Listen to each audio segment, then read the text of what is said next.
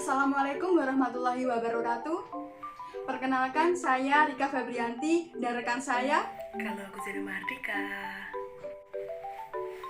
Alhamdulillah, pada kesempatan kali ini kita dapat belajar bersama untuk mempelajari materi teks eksposisi. Meskipun pembelajaran kita dilakukan secara daring, namun tetap harus kita syukuri.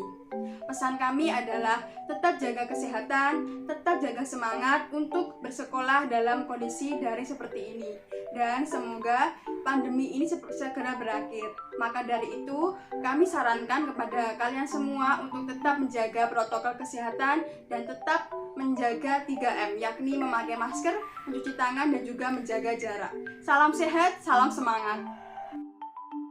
Pada kesempatan hari ini, kami akan menjelaskan materi tentang memberikan gagasan cerdas pada permasalahan di sekitar kita melalui teks eksposisi.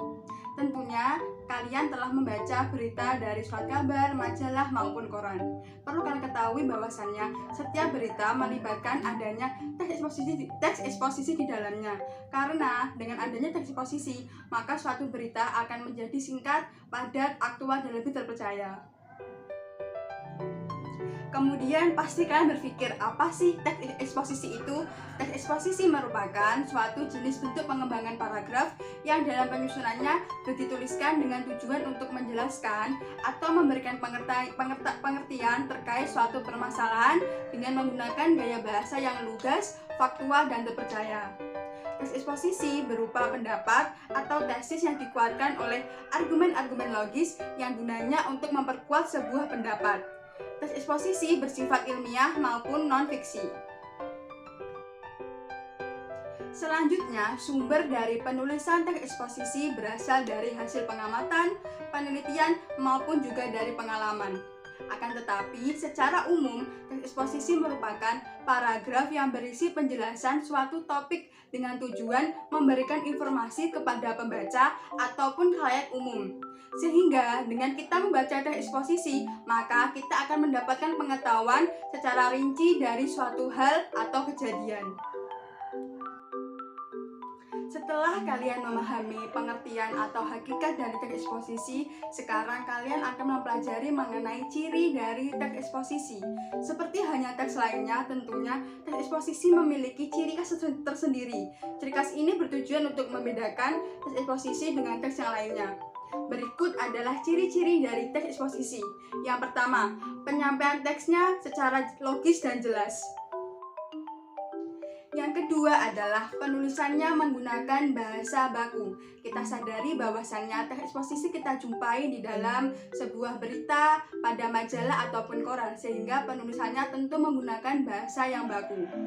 Yang ketiga adalah teks eksposisi berisi pernyataan pendapat yang didukung oleh argumen-argumen aktual. Sehingga dalam penulisan teks eksposisi, penulis tidak boleh menulis berdasarkan subjektifnya, namun juga berdasarkan fakta-fakta yang ia kuasai. Kemudian yang keempat adalah teks eksposisi menjelaskan informasi-informasi yang bersifat pengetahuan. Yang kelima, teks eksposisi tidak memihak, berarti ia tidak memaksakan kemauan dari penulis kepada pembaca, atau maksud lainnya adalah teks eksposisi tidak mempengaruhi pemikiran dari setiap pembacanya.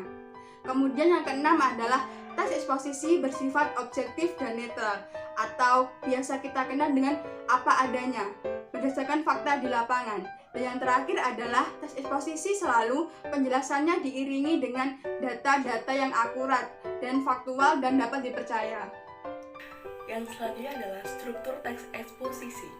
Ada 3 struktur teks eksposisi. Yang pertama tesis, kedua argumentasi, dan yang ketiga ada rekomendasi atau penegasan ulang. Pada bagian tesis, ini merupakan awal dari teks eksposisi, di mana pada bagian ini diperkenalkan isu yang akan disampaikan. Diawali dengan kondisi real saat ini yang akan menunjukkan kepada inti dari teks eksposisi. Pada bagian argumentasi, biasanya memuat paragraf yang lebih banyak. Mengapa? Karena pada bagian ini berisikan alasan-alasan yang disertai dengan bukti, fakta, dan data-data untuk mendukung atau memperkuat argumen. Dan yang terakhir ada rekomendasi atau penegasan ulang. Pada bagian ini berisikan kesimpulan dari argumen-argumen yang telah dijelaskan pada bagian sebelumnya. kalian tahu apa perbedaan dari fakta dan opini? Ya, fakta adalah suatu kejadian yang diambil dari kejadian nyata dan bisa dibuktikan kebenarannya. Sedangkan opini adalah sebuah gagasan yang belum terbukti kebenarannya. Apa sih ciri-ciri dari fakta dan opini? Yuk kita simak.